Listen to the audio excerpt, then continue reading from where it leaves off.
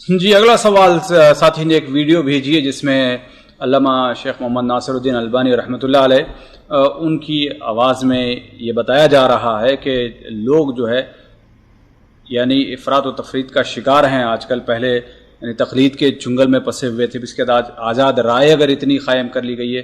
انہوں نے کہا کہ جب آزاد رائے اتنی زیادہ بے راہ روی کا شکار ہو رہی تو بہتر ہے کہ اس سے کہ آدمی چار مذہبوں میں سے کوئی کسی کی تقلید کر لے. جو کچھ علامہ مرحوم نے کہا ہے میں اس سے 100% متفق ہوں، رحمہ اللہ جو کہا ہے 100% سے متفق ہوں. جی کوئی کسی کو پسند ہو یا پسند نہ ہو.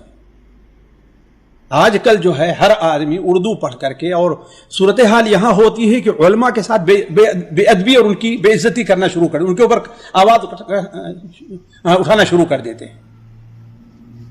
اس کا کیا مطلب جا رہا ہے شیخ؟ اس کا تو یہ مطلب جا رہا ہے کہ جو چار مذاہب ہیں صحیح ہیں. اس کا مطلب بھائی علامہ البانی نے کب کہا؟ مجبوری اس صورت میں کہا ہے کہ انسان کے پاس اگر تحقیق کرنے کی حدیثوں کو نہیں سمجھتا ہے، علماء کے اقوال کو نہیں سمجھتا ہے، عربی نہیں پڑھا ہوا ہے، ٹھیک سمجھ رہا ہے، حدیثیں نہیں ہیں، تو بجائے اس کے کہ وہ اس طرف گمراہی میں جائے، ٹھیک ہے اسی کو قبول کر لے. جاہل کے لیے تو تقلید جائز ہے ہی، بلکہ واجب ہے اس کے اوپر. السلام علیکم ورحمۃ اللہ وبرکاتہ. الحمدللہ رب العالمین والصلاة والسلام علی اشرف الانبیاء والمرسلین نبینا محمد وعلی آلہ وصحبہ اجمعین. اما بعد، اعوذ باللہ من الشیطان الرجیم. بسم اللہ الرحمن الرحیم.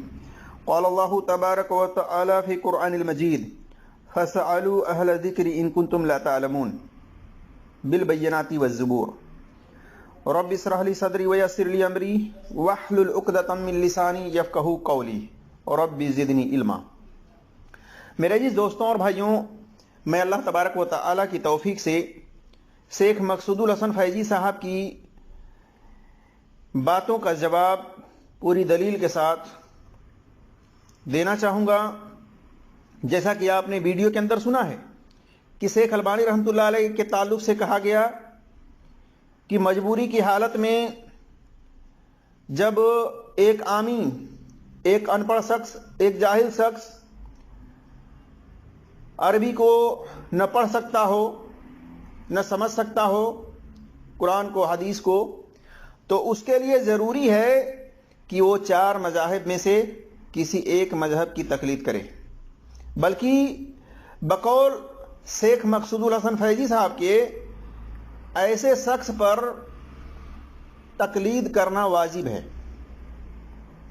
میں شیخ البانی رحمۃ اللہ علیہ کے قول کے بارے میں بحث نہیں کروں گا، بلکہ میں شیخ مقصود الحسن فیضی صاحب کے جو نظریات ہیں، اس تعلق سے جو موقف ہیں، میں ان کی باتوں کا جواب دینا چاہوں گا. یہ بات تو آپ لوگوں نے سن لیا کہ شیخ مقصود الحسن فیضی صاحب کا اس بارے میں کیا نظریات ہے، کیا ان کا موقف ہے. اس بات کو یہ مان چکے ہیں اور کہہ چکے ہیں ویڈیو کے اندر کہ ان پڑھ شخص کے لیے، جاہل شخص کے لیے چار مذاہب میں سے کسی ایک مذہب کی تقلید کرنا واجب ہے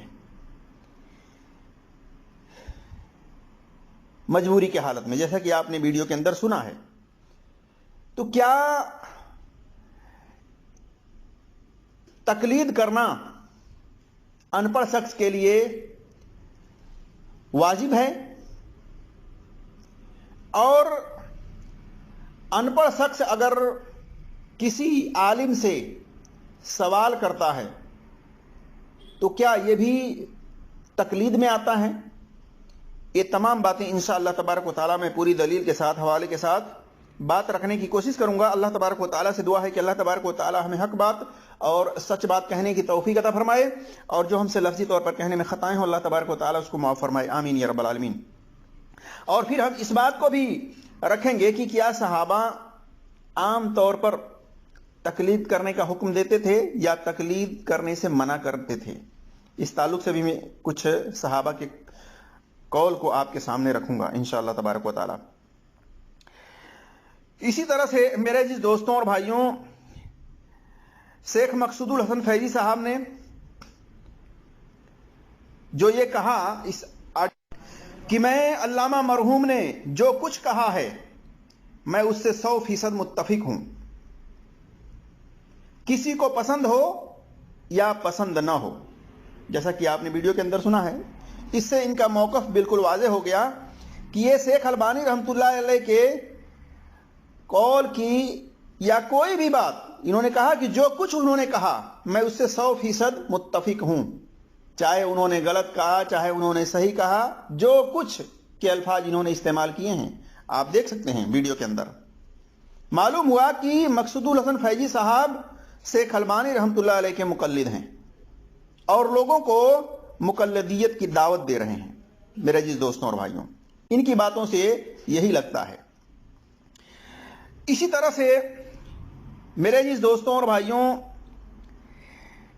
ایک دوسری جگہ یہ کہتے ہیں کہ عام آدمی کسی کی تقلید ضرور کرے گا۔ سنیے، یعنی عام آدمی کے لیے نہیں ہے یہ، عام آدمی جو جاہل ہے اسی کے لیے بات ہو رہی ہے، وہ کسی کی اقتداء اور تقلید ضرور کرے گا۔ وہ ہر آدمی، ظاہر بات ہے، نہ دلیل کو سمجھ سکتا ہے، اور ہر آدمی کے لیے نہ ضروری ہے کہ ہم اس کو دلیل سے مسئلہ بتائیں گے۔ تو آپ لوگوں نے سنا، انہوں نے کہا کہ عام آدمی کسی کی تقلید ضرور کرے گا۔ ہر آدمی نہ دلیل کو سمجھ سکتا ہے، ہر آدمی کے لیے نہ ضروری ہے کہ ہم دلیل سے مسئلہ بتلائیں، جبکہ ضروری ہے کہ آپ سے اگر کوئی ان پڑھ شخص، کوئی جاہل شخص اگر کسی مسئلے کو نہیں جانتا ہے، آپ سے اگر سوال کرتا ہے تو آپ کے اوپر ضروری ہے کہ آپ اس کے مسئلے کو دلیل سے بتلائیں، جیسا کہ میں آگے وضاحت کروں گا اس تعلق سے کہ اللہ کا کیا حکم ہے۔ آئیے ہم سب سے پہلے صحابہ کے ان اقوال کو دیکھتے ہیں کہ صحابہ تقلید کے تعلق سے کیا کہتے تھے۔ اس بارے میں عبداللہ بن مسعود رضی اللہ تعالیٰ عنہ کہتے ہیں، لا تقلدوا دینکم الرجال، دین میں لوگوں کی تقلید نہ کرو، یعنی پیش اگر تم میری بات کا انکار کرتے ہو، یعنی منکر ہو، نہیں مانتے ہو، تو مردوں کی اقتداء کر لو، زندوں کی نہ کرو۔ دیکھیے سنن کبریٰ للبیہقی جلد نمبر 2 صفحہ نمبر 10 میں، اور ان کے قول کی سند صحیح ہے۔ اس صحابی کے قول سے معلوم ہوا کہ دین میں تقلید کرنا کسی کے لیے بھی جائز نہیں ہے، چاہے کوئی پڑھا لکھا شخص ہو چاہے کوئی ان پڑھ شخص ہو، کسی کے لیے بھی دین میں تقلید جائز نہیں ہے میرے عزیز دوستوں اور بھائیوں، چاہے عالم ہو چاہے جاہل ہو۔ ہاں اگر سخت مجبوری ہو تو ان صحابہ کی صحیح دلیل پر عمل کیا جا سکتا ہے جو انتقال کر چکے ہیں، ورنہ نہیں، کیونکہ وہ صحابہ ہدایت یافتہ تھے، ایمان کی حالت میں ان کی موت ہوئی، وہ عادل تھے، ان کو جنت کی گارنٹی دی گئی تھی، ان سے اللہ راضی ہوا تھا، وہ اللہ سے راضی ہوئے۔ لیکن ان صحابہ کے بعد کسی کے بارے میں 100% ایمان پر خاتمہ ہونے کی کوئی گارنٹی نہیں ہے، اس لیے صحابہ کے بعد کسی کی بات بلا دلیل مان کر اس کی تقلید نہیں کی جا سکتی، عالم ہو تب بھی نہیں۔ شیخ البانی رحمۃ اللہ علیہ کی بات پر کوئی محقق 100% متفق بات نہیں کرتا کہ میں شیخ البانی کی تحقیق سے یا شیخ البانی کے قول سے 100% متفق ہوں، کوئی محقق یہ بات نہیں کرتا۔ ہاں جو مولوی مقلد ہیں شیخ البانی کے، وہی البانی رحمۃ اللہ علیہ کی ہر بات سے 100% متفق ہونے کی بات کرتے ہیں۔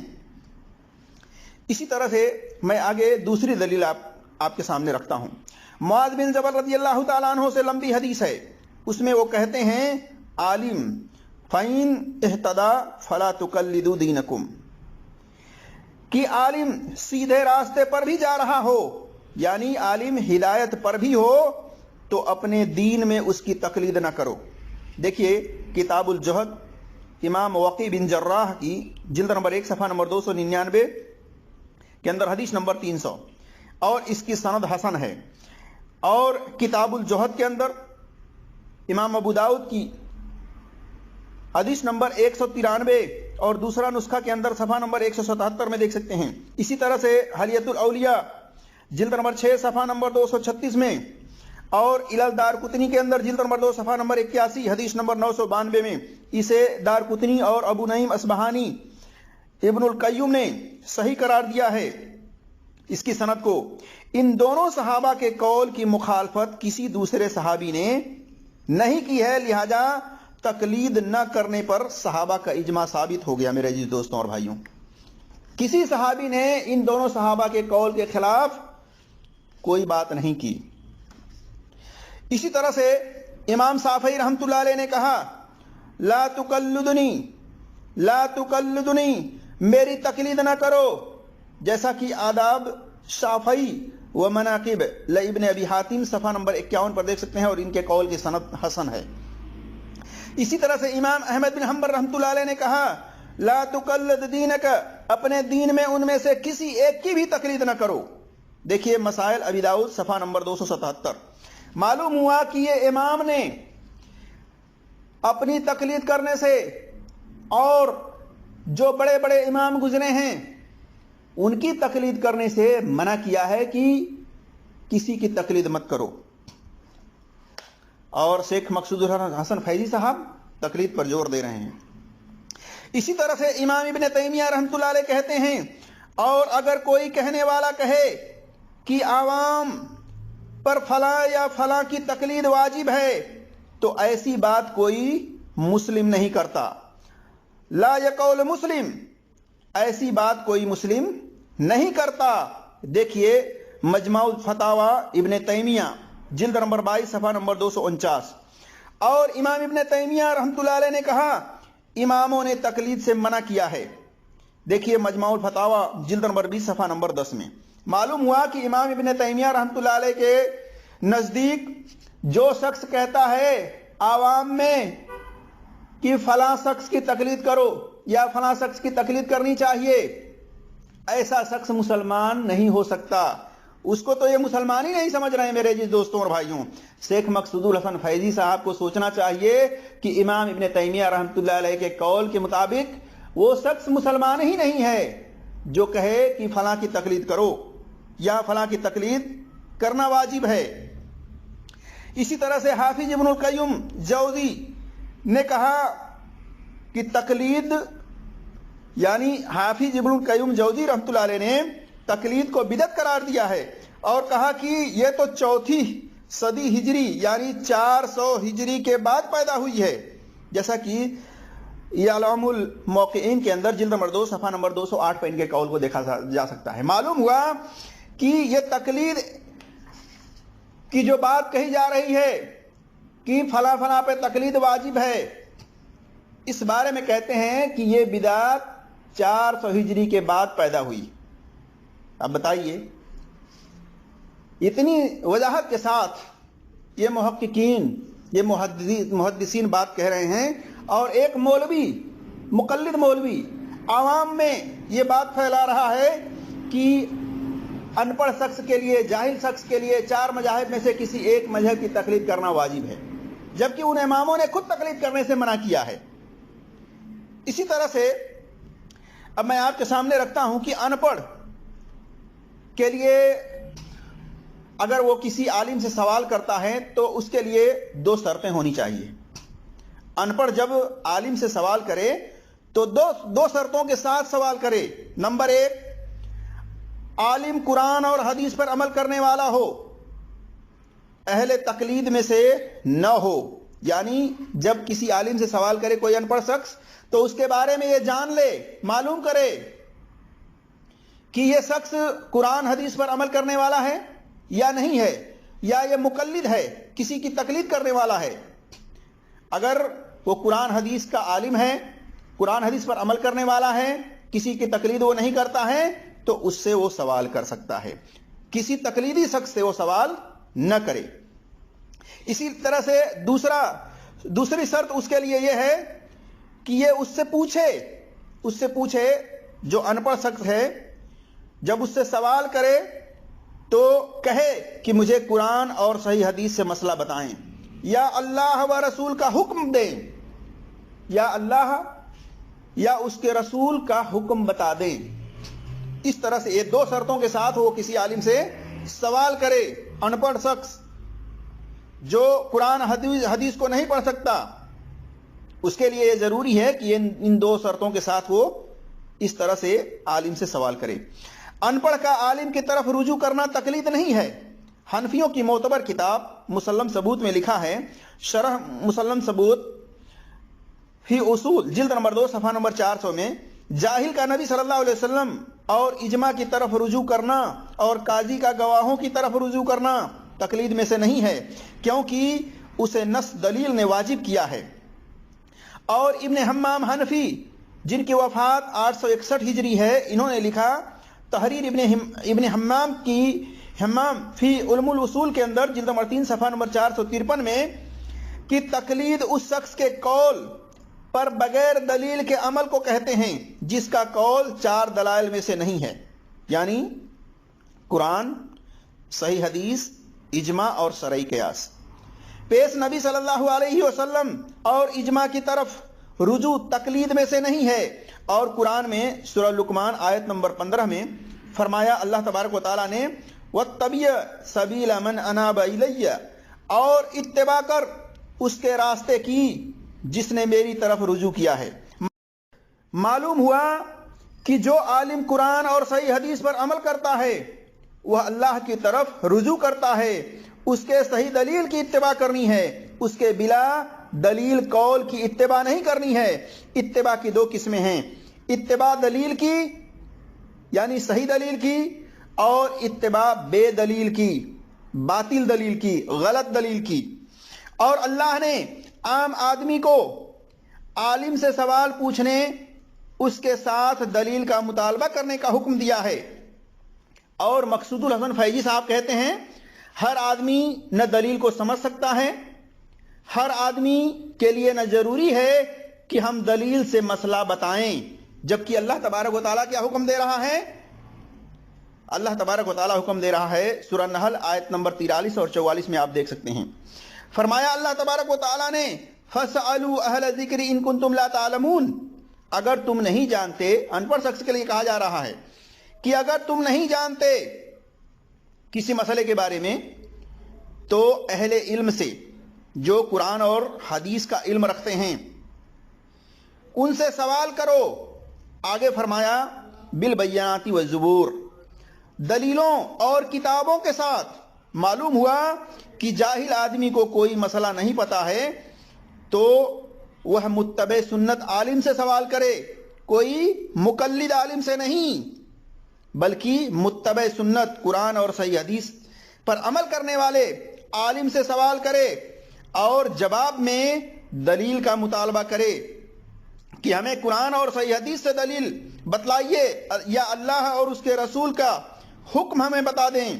اس طرح سے اس سے سوال کے دوران جواب لے. جیسا کہ سورہ الاعراف میں اللہ تبارک و تعالی نے فرمایا اتبعوا ما انزل الیکم من ربکم ولا تتبعوا من دونه اولیاء قلیلا ما تذکرون، جس کا مفہوم ہے کہ اس کی اتباع کرو جو تمہارے رب کی طرف سے تمہاری طرف نازل کی گئی ہے، اور من گھڑت اولیاء کی اتباع مت کرو. معلوم ہوا کہ اللہ نے دلیل کی اتباع کرنے کا حکم دیا ہے اور بے دلیل اولیاء کی باتوں کو ماننے سے منع کیا ہے. میرے عزیز دوستوں اور بھائیوں، تو میں نے آپ کے سامنے یہ پوری بات رکھی کہ چاہے جاہل شخص ہو، ان پڑھ شخص ہو، چاہے پڑھا لکھا شخص ہو، اگر وہ کسی متبع سنت عالم سے سوال کرتا ہے، دلیل کے ساتھ جواب مانگتا ہے، تو یہ اس کا حق ہے اور اللہ کا حکم بھی ہے. اور عالموں کو بھی چاہیے کہ وہ جب مسئلے کو بتلائیں تو وہ صحیح دلیل کے ساتھ بتلائیں. اس طرح سے اپنی طرف سے رائے اور قیاس پر کوئی بات نہ کریں، بلکہ دلیل سے اس مسئلے کو واضح کریں.